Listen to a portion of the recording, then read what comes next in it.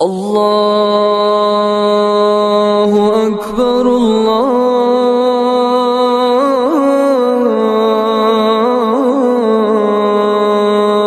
اکبر۔ السلام علیکم ورحمۃ اللہ وبرکاتہ۔ رفیقان ملت اسلامیہ، میرے عزیز بھائیوں، رمضان المبارک کی آمد ہے اور ہم کو اس ماہ مبارک کے روزے، تراویح، تلاوت و قیام اور اعمال صالحہ کی سعادت حاصل ہونے والی ہے۔ آئیے دعا کریں کہ اللہ تعالی ہمیں رمضان المبارک میں صحت و عافیت کے ساتھ باقی رکھے اور ہمارے روزے، تراویح، صدقات و خیرات اور جملہ طاعات کو قبول فرمائے۔ رمضان المبارک کی تمنا کرنے والوں، باری تعالیٰ نے بندوں کے لیے عبادت و اطاعت کے خصوصی موسم بنائے ہیں اور لوگوں کے لیے کچھ بابرکت ایام متعین کیے ہیں جن میں وہ نیکی اور بھلائی کی طرف سبقت کرتے ہیں۔ واضح ہو کہ ان خصوصی ایام اور موسم میں سب سے عظیم موقع رمضان المبارک ہے۔ یہ وہ مہینہ ہے جس کی برکات و خیرات بہت زیادہ ہیں اور اس میں عبادت و اطاعت کا اجر و ثواب بہت بڑھا دیا جاتا ہے۔ بندوں کے قلوب اس ماہ مبارک کی آمد کے انتظار و شوق میں رہتے ہیں اور اس شہر کریم کی آمد پر خوشی و مسرت محسوس کرتے ہیں۔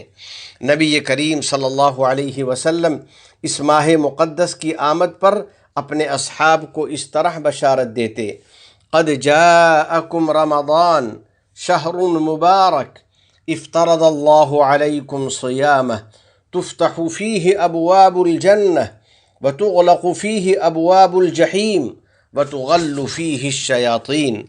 رمضان کا مہینہ تم پر آن پہنچا ہے، یہ ایک بابرکت مہینہ ہے۔ اللہ تعالیٰ نے اس کے روزے تم پر فرض فرمائے ہیں۔ اس میں جنت کے دروازے کھول دیے جاتے ہیں اور جہنم کے دروازے بند کر دیے جاتے ہیں اور اس میں شیاطین کو مقید کر دیا جاتا ہے۔ خیر و برکت کا یہ مہینہ بس آیا ہی چاہتا ہے۔ اس ماہ مبارک میں نیکیوں کا ثواب کئی گنا بڑھا دیا جاتا ہے۔ اسی لیے نبی کریم صاحب خلق عظیم صلی اللہ علیہ وسلم نے ترغیب دیتے ہوئے ارشاد فرمایا: یا باغی الخیر اقبل، اے خیر و نیکی کے طلبگار آگے بڑھ۔ رمضان المبارک میں رحمتوں کے دروازے کھول دیے جاتے ہیں۔ اذا دخل رمضان فتحت ابواب الرحمہ، جب رمضان آ جاتا ہے تو رحمت کے دروازے کھول دیے جاتے ہیں۔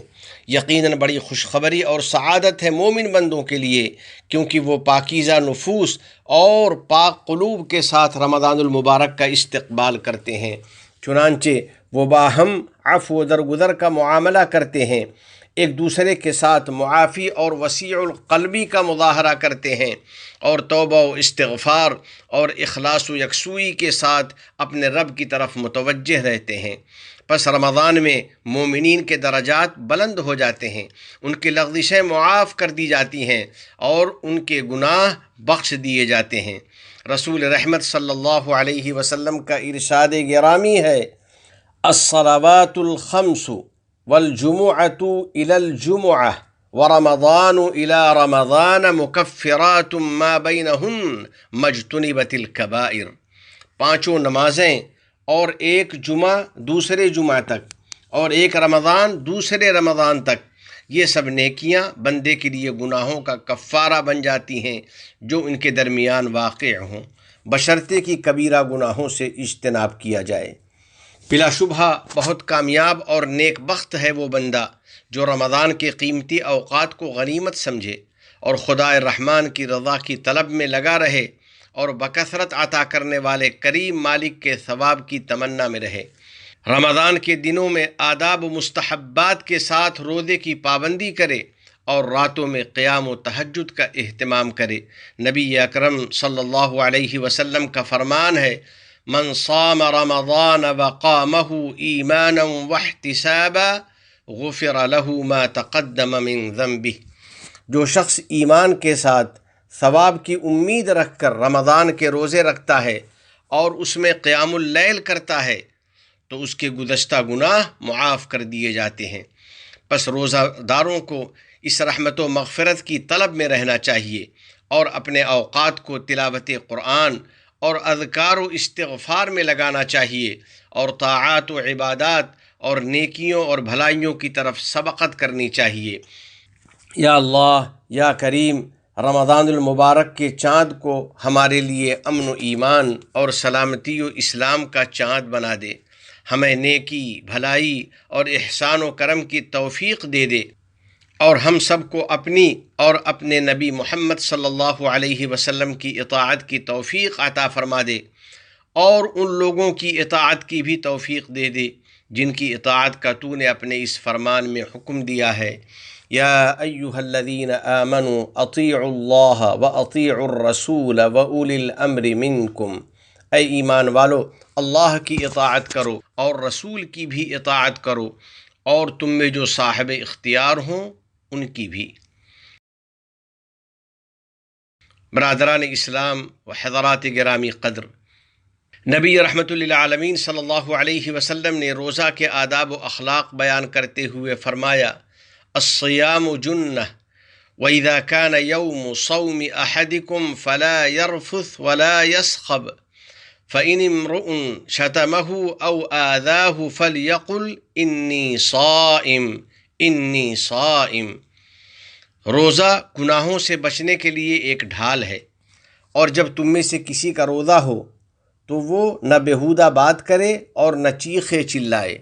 پھر اگر کوئی شخص اس سے بد کلامی اور جھگڑا کرے یا اس کو تکلیف پہنچائے تو اس سے کہہ دے کہ میں روزے سے ہوں، میں روزے سے ہوں۔ الحاصل، جو بندہ روزہ رکھے اور روزے کی وجہ سے کھانا پینا چھوڑے تو اس کو اپنے تمام اعضاء و جوارح کو حرام اور گناہوں سے محفوظ رکھنا چاہیے، اپنی روح کو پاکیزہ صفات سے آراستہ کرنا چاہیے، اور لوگوں کے ساتھ عمدہ اخلاق اور پاکیزہ کردار سے پیش آنا چاہیے، تاکہ ہمارا روزہ کامل و مکمل ہو اور ہمیں اس کا پورا پورا اجر ملے۔ حضرت جابر رضی اللہ تعالیٰ عنہ فرماتے ہیں کہ جب تم روزہ رکھا کرو تو تمہارے کان، تمہاری نگاہ اور تمہاری زبان کو بھی گناہوں سے روزہ رکھنا چاہیے، اور روزے کے دن تم پر وقار و سکون غالب رہنا چاہیے، اور تم اپنے روزے کا دن اور بلا روزے کا دن یکساں مت گزارا کرو۔ تمام روزہ داروں کو ان پاکیزہ ہدایات پر ضرور عمل کرنا چاہیے، اور ان مفید نصیحتوں کی لازماً پابندی کرنی چاہیے، اور اس سلسلے میں اپنے بچوں اور بچیوں کی بھی ہمت افزائی کرنی چاہیے، تاکہ ہماری پوری فیملی رمضان کے قیمتی اوقات کو اطاعت خداوندی اور نیکی اور بھلائی میں استعمال کرے، اور اپنے عزیز و اقارب کے تئیں وسیع القلبی اور صلہ رحمی کا اہتمام کرے، اور ہم سب کو دین و دنیا کی کامیابی نصیب ہو۔ ہر قسم کی خرافات سے ہم کو بچا لے، ہماری اولاد کو ہماری آنکھوں کی ٹھنڈک بنا، ہم پر باران رحمت نازل فرما، ہمارے والدین، عزیز و اقارب اور پوری امت مسلمہ کی مغفرت فرما۔ متحدہ عرب امارات اور عالم اسلام سمیت پوری دنیا کو امن و امان کا گہوارہ بنا۔ اس ملک کے حکمراں، عوام اور مقیمین کو ہر قسم کے شرور و فتن سے محفوظ فرما۔ وفقنی اللہ و ایاکم لصالح الاعمال، وصلی اللہ علی سیدنا و نبینا و حبیبنا محمد وعلی آلہ وصحبہ اجمعین وعلی من تبعہم بإحسان الی یوم الدین۔ والسلام علیکم ورحمۃ اللہ وبرکاتہ۔